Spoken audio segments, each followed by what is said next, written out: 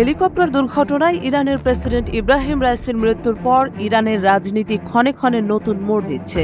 বারবার আলোচনায় আসছে ইরানের সরকার, পররাষ্ট্রনীতি, মধ্যপ্রাচ্যের আধিপত্য, চীন, রাশিয়া কিংবা উত্তর কোরিয়ার বিষয়াশয়। তবে এসব কিছুকে ছাপিয়ে এবার উদয় হয়েছে আরেক প্রশ্ন, কে হবেন ইরানের পরবর্তী আয়াতুল্লাহ অথবা সর্বোচ্চ নেতা? এ প্রশ্ন ঘুরছে বিশেষজ্ঞ মহলেও। খামেনির পর এ সর্বোচ্চ পদে রাইসি যাবেন বলে দৃঢ়ভাবে ধারণা করা হচ্ছিল, কিন্তু তার হঠাৎ মৃত্যুতে উত্তরাধিকার প্রক্রিয়ায় পাশার দান উল্টে গেছে।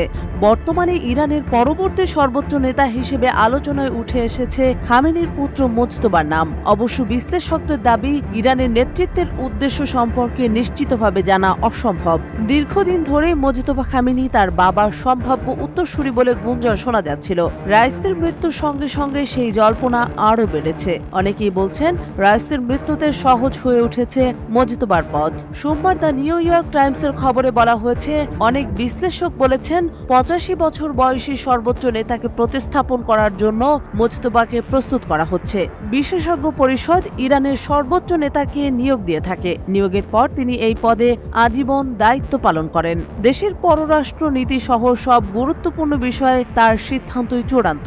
1989 সালে খোমেনির মৃত্যুর পর সর্বোচ্চ নেতার পদে নিয়োগ পেয়েছিলেন 85 বছরের খামেনি। বার্লিন ভিত্তিক গবেষণা প্রতিষ্ঠান centre for middle east and global অর্ডারের পরিচালক আলী ফাতুল্লাহ নেজাদ জানান, রাইসিকে উত্তরসূরি হিসেবে দেখা হয়েছে কিনা তা বলা খুব কঠিন। তবে খামেনি তার দীর্ঘকালের বিশ্বস্ত ব্যক্তিকে বড় পদে নিয়ে গেছেন। রাইসিকে দেশের প্রধান বিচারপতির আসনে বসিয়েছিলেন খামেনি। সেখান থেকে তাকে দেশের প্রেসিডেন্ট নির্বাচনে প্রত্যক্ষ ভূমিকা পালন করেছিলেন সর্বোচ্চ নেতা। রাইসিকে সর্বোচ্চ নেতৃত্বে আরোহণ সহজতর করতেই এগুলো করেছিলেন খামেনি, বলেন আলী ফাতুল্লাহ।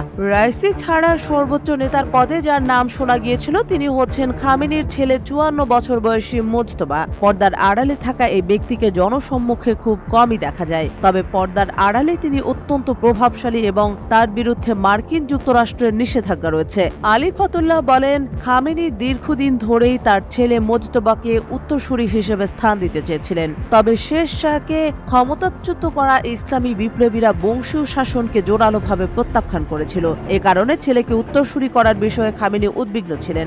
আলী ফাতুল্লাহ বলেন, রাইসের মৃত্যুতে খামেনির উত্তরাধিকার সংক্রান্ত কার্ড পাল্টে গেছে। ফলস্বরূপ মনোযোগের কেন্দ্রবিন্দু এখন মুজতবার উপর ফিরে এসেছে। উল্লেখ্য, 55 বছর বয়সী মুজতবা খামেনি আয়াতুল্লাহ খামেনির 6 সন্তানের মধ্যে দ্বিতীয় পুত্র। মুজতবার লালন পালন এবং কর্মজীবন ইসলামিক রেভলিউশনারি গার্ড কর্পসের সঙ্গে ঘনিষ্ঠভাবে জড়িত। তিনি অল্প বয়সে IRGC-তে যোগদান করেন এবং 1980-এর দশকে ইরান-ইরাক যুদ্ধে অংশগ্রহণ করেন। যুদ্ধের পর তিনি বিশিষ্ট রক্ষণশীল ধর্মগুরুদের নির্দেশনায় শিয়াবৃত্তির প্রধান কেন্দ্র কওমে ধর্মীয় অধ্যয়ন করেন। এই প্রেক্ষাপট ইরানের রাজনৈতিক অভিজাতদের কট্টরপন্থী গোষ্ঠীর মধ্যে তার অবস্থানকে শক্তিশালী করেছে।